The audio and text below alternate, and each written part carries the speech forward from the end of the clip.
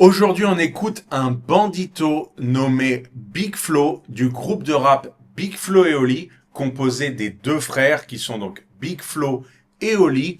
Et aujourd'hui, on va écouter donc Big Flo nous donner ses secrets de réussite et surtout comment il a réussi, lui, à mettre la daronne à l'abri. Allez, on y va. Moi, depuis toujours, j'étais en mode grand frère et j'étais en mode, ok, ma famille, elle galère. Notre père, il est chanteur de salsa. Notre mère, elle est agent de voyage. Mes frères, normal aussi. Ton père, il est chanteur de salsa en France, dans la région de Toulouse, je crois. Je crois que c'est de là-bas dont ils sont originaires. Mais mec, c'est normal aussi. Chanteur de salsa en France, c'est pas comme s'il y avait une demande non plus extravagante pour ça. Enfin, je pense que là, c'est quand même un métier assez niche, vraiment très spécifique. Être chanteur de salsa, c'est pas non plus tout le monde qui en a besoin. Il n'y a pas une énorme demande là-dedans, quoi. Donc, ça gagne, les deux, ils sortaient 1300 euros, 1400 euros par mois. Tu vois, c'est pas la misère, mais c'est short, on va dire. Et Mec, 1300 euros, comme tu le dis là, à l'époque où tu étais enfant, ce qui devait être, à mon avis, au milieu des années 2000, j'allais dire, franchement, ça va. Si tes parents, ils faisaient 1300 chacun, à l'époque, pré-inflation, tout ça, ça restait quand même un salaire assez correct. Et il y avait plein de familles qui arrivaient à faire vivre leurs enfants, toute la famille avec ce salaire-là, quoi. C'est limite, j'allais dire, un salaire de classe moyenne. Surtout, encore une fois, je crois que lui, il habitait donc ouais, en banlieue de Toulouse, donc c'est la banlieue d'une ville déjà de province. Donc non, honnêtement, c'est jouable. Là, il pousse un peu le trait pour dire genre j'ai galéré, tu vois, vu qu'il vient pas de la street, hein, Big Flo, que ce soit Big Flo ou Oli, aucun des deux ne viennent de la street.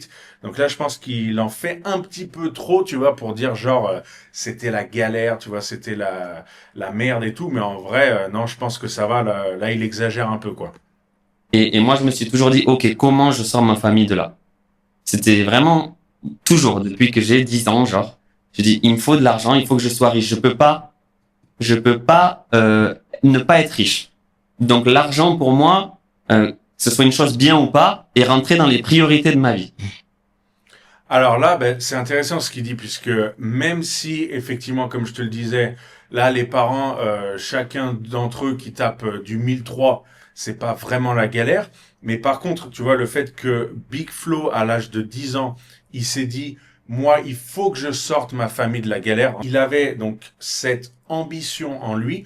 Et dès l'âge de 10 ans, il s'est dit, tu vois, il faut absolument que je les sorte de la merde. Il faut absolument que je sois riche.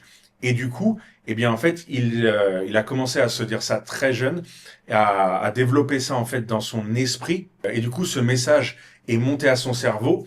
Et tu vois, bah, aujourd'hui, il l'a fait. Donc, en fait, ça te prouve vraiment que le pouvoir de l'esprit, il est énorme. Il est ultra important.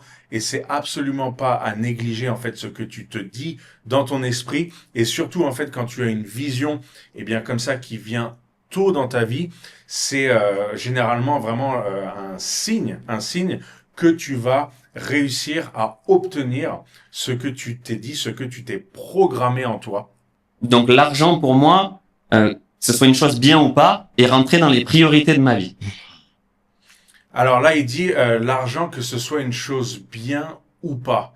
Eh bien, en fait, Big Flow, j'ai envie de te dire, l'argent, c'est ni une chose bien, ni une chose pas bien. L'argent, c'est uniquement toi. L'argent, c'est uniquement le reflet de ce que tu es, de ta personne, de tes valeurs, de tes convictions, de ton éthique, de ta morale. Ce n'est absolument rien de plus que ça. Donc c'est vrai que c'est assez hilarant, tu vois, les gens qui vont te dire, il y en a plein, hein, qui vont te dire que l'argent corrompt tout, l'argent change un homme, etc. En réalité, tout ça, c'est des conneries. L'argent ne change rien du tout. L'argent n'impacte sur rien du tout. Par contre, le pouvoir de l'argent qu'il a, c'est qu'il révèle. Encore une fois, c'est exactement comme un miroir. L'argent a cette faculté, a cette force de révéler. Et du coup, eh bien, quand l'argent se retrouve dans des mains, dans les mains de personnes, eh bien, la manière dont la personne va utiliser l'argent, eh bien, ça reflète exactement ce que cette personne est. Donc, ce qu'il faut bien comprendre, c'est que l'argent, c'est une énergie, c'est un pouvoir, mais c'est avant tout nous-mêmes. L'argent que tu as dans tes poches, eh bien, c'est uniquement toi, c'est uniquement une extension de ton être. Donc, comment cet argent il va être utilisé? Eh bien, tout cela dépend de ce que tu es, de ce que tu es en tant qu'homme, en tant que femme, de tes valeurs, de ton éthique. Ça va être uniquement le reflet de ce qu'il y a d'important pour toi dans la vie, et les actions aussi qui vont se faire avec cet argent ne sont que le reflet de ça. Donc il est très important, je pense, aujourd'hui de comprendre ça et de sortir de voilà, l'argent détruit tout, l'argent est mal, ou au contraire l'argent est très bien, l'argent est bénéfique, positif. En fait, tout ça dépend uniquement, encore une fois, de notre action, de qui on est. Et il faut vraiment sortir de ce côté-là, parce que ce soit pour l'argent ou pour plein d'autres choses, en fait, de se focaliser comme ça et de blâmer un élément, un objet extérieur, eh bien, en fait, en faisant ça, on se détourne tout simplement de la réalité, on fuit la réalité, et on n'est jamais, en fait, responsable de nous-mêmes, et de nous-mêmes aussi, j'allais dire, même plus loin en tant que humanité en général. Donc voilà, c'est vraiment la chose à comprendre. L'argent est uniquement le reflet de ce que tu es, et je dirais même que l'argent, ton argent, c'est toi-même et rien de plus. C'est-à-dire, il faut prendre du cash pour sortir la famille. Donc, je regarde les possibilités. Je me dis, il y a, pourquoi pas, la drogue, etc. Je me dis, non, ça c'est trop de galère, ça va me mettre trop dans la merde. Et puis la daronne, j'assumerai pas, je pourrais pas, elle va trop me tuer, je peux pas. Non. Donc toi, Big Flo, la première chose que tu te dis déjà, c'est que tu as quand même cette idée dans ta tête que tu pourrais être amené éventuellement, pour t'en sortir, pour sortir ta famille de la merde, à vendre de la drodro. Et donc ça déjà, ça dit une chose quand même sur toi, parce que je pense que c'est pas non plus tout le monde qui pense à vendre de la drodro pour se faire de l'argent. Et la deuxième chose que tu nous dis, ce qui est assez intéressant, c'est que la première chose à laquelle tu as pensé, c'est qu'en fait cette idée, ça pourrait t'apporter trop de galères, donc des ennuis dans ta vie, et surtout aussi, ben ça le ferait pas avec ta mère, enfin face à ta maman, de vendre de la drodro.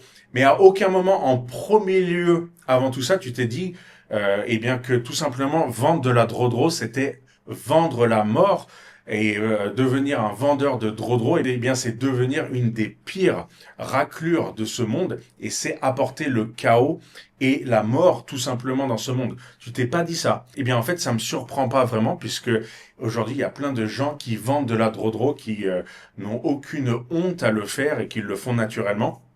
Et la raison pour laquelle ça se passe, eh bien, c'est tout simplement parce que comme Big Flo ne se pose absolument pas la question, et ça leur vient jamais en tête l'idée que voilà, la drodro, bah, ça tue tout simplement. Donc c'est quand même assez intéressant, je trouve, à observer aussi. Donc ce plan-là, on l'oublie. Du coup, qu'est-ce qui me reste? Ben, je vois les clips. Je vois Booba qui me dit tout le monde peut s'en sortir, aucune cité n'a de barreaux. Ouais, alors je savais pas, je me rappelais pas que Booba avait dit ça, mais en réalité, en fait, ce n'est pas que les cités, c'est partout. En fait, il y a jamais de barreau, tu vois. Le seul barreau qu'on se met, ben en fait, c'est un barreau imaginaire.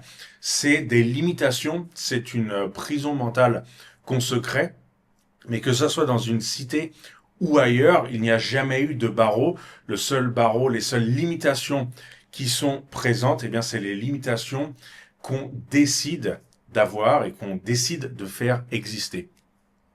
Je vois Drake. Moi, je suis un grand fan de Drake qui me dit dans ses paroles, parce que je regardais les traductions. Moi, tu sais, j'étais un ancien ringard. Aujourd'hui, regarde où j'en suis et tout. Donc, Ah ouais, parce que Drake, aujourd'hui, c'est plus un ringard. C'est vrai que moi, je suis plus Team Kendrick. Soit dit en passant, j'ai l'impression quand même que, tu sais, il y a eu un clash entre Drake et Kendrick Lamar, si tu suis un peu le Peura, le rap-jeu. Moi, j'ai l'impression qu'il est toujours assez ringard, ce mec.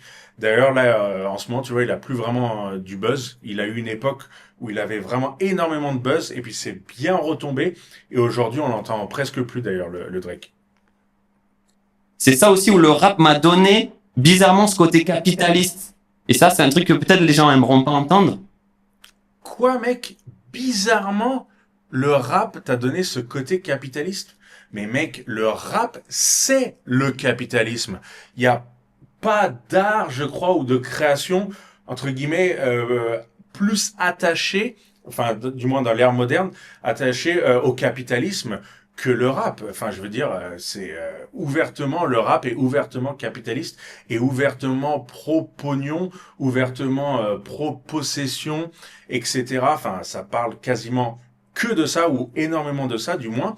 Mais cela dit, je trouve que c'est ça qui fait la force dans le rap, c'est que même si c'est très centré sur le fric, sur la possession, sur faire du profit, etc., il y a quand même derrière cette motivation parce que non comme Big Flo, eh bien il y a eu quand même beaucoup de rappeurs et surtout aux US, hein, des rappeurs qui viennent vraiment pour le coup eux du ghetto et qui viennent vraiment de conditions très difficiles aux États-Unis, que ce soit dans des projects ou dans des banlieues pourries, vraiment dans des endroits délabrés. Alors il y en a quelques-uns aussi en France, hein. Tout de même ça existe aussi ceux qui viennent du vrai ghetto, mais enfin il y en a quand même moins qu'aux États-Unis. Et donc ceux qui viennent eh bien du vrai ghetto, d'un endroit vraiment miséreux, bien que dans un pays riche, eh bien en fait ils ont réussi à en faire une force et à se surpasser et aller plus loin que ça et à s'élever en fait. Et donc c'est beaucoup passé effectivement par l'argent, par la promotion de gagner de l'argent, etc. Mais en même temps, quand tu regardes, c'est ça qui est vraiment intéressant et fort dans le rap, c'est qu'ils en ont fait quand même quelque chose qui est une force. Et même si promouvoir, eh bien, voilà, le capitalisme outrancier, les possessions, le fric, etc., ça peut, d'une certaine manière, effectivement, avoir beaucoup de côtés négatifs. Mais ce côté motivation, ce côté surpassement de soi, je trouve que c'est ça qui est énorme dans le rap. Et si tu couples ça à l'énergie qu'il y a dans cette musique, eh ben, ça peut vraiment t'aider, en fait. Ça peut vraiment même t'élever en tant qu'individu. Personnellement, moi, c'est ce qui m'est arrivé. Et c'est pour ça que vraiment, je respecte le rap pour ça. Même s'il y a beaucoup eh bien, de mauvaises interprétations par rapport à ça, en fait, par rapport au rap. Très capitaliste, très bling bling et tout, moi, m'a donné une force. C'est bizarre, hein. Bah, bien sûr que non, mec, c'est pas bizarre.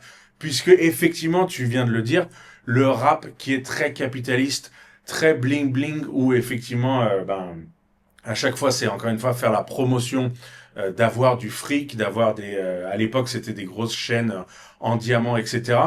M'a donné une force. Bah, toi, tu dis que ça t'a donné une force. Bah oui, c'est complètement logique. Et ça veut dire que tu as bien utilisé le rap, là, du coup, Big Flo. Tu l'as bien utilisé parce que la force que ça t'a donné, elle est rentrée en toi. Et puis, tu as réussi, bah, toi-même à faire du rap.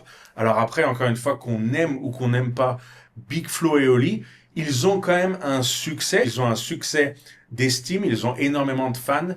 Ils vendent bien aussi. Je crois qu'ils remplissent des zéniths ou des stades. Donc quand même, c'est qu'il y a une demande. Après, encore une fois, qu'on aime ou qu'on n'aime pas. Et ça, c'est rentré en toi, Big Flo. Donc je pense vraiment que ce Big Flo, il avait en fait cette prédisposition, si tu veux, puisqu'encore une fois, il nous expliquait, dès l'âge de 10 ans, il s'est dit, moi, il me faut absolument de l'argent, il faut que je mette ma famille bien et tout. Et du coup, en fait, bah, cette force qu'il a développée, il est vraiment allé au bout parce que, voilà, il a développé en fait le pouvoir de l'esprit, le pouvoir de son mental. Et ça te prouve en fait que ça, bah, c'est absolument pas des conneries et que ça marche vraiment. Voilà, la fortitude mentale, le fait de visualiser, de voir les choses et d'y croire, d'avoir un objectif et des convictions. Et c'est dans ce sens-là que je trouve sa vidéo assez intéressante et ses conseils assez précieux, bien que encore une fois, voilà, à mon avis, il exagère amplement sur le fait que voilà sa famille galérait, etc. Mais c'est souvent le cas en fait chez les artistes, hein. Il y en a beaucoup qui exagèrent, voire qui mytho, etc. Voilà. Mais en tout cas, c'est ce que j'avais à te dire pour aujourd'hui. Si tu as aimé cette vidéo, n'hésite pas à mettre un like. Et si tu veux recevoir ton guide de résumé qui reprend tous les points abordés dans cette vidéo, tu as juste à m'envoyer envoi dans la barre des commentaires. Et moi, je t'envoie ça sur ton email. Et en attendant, je te dis à très bientôt pour une prochaine vidéo d'analyse et d'actu.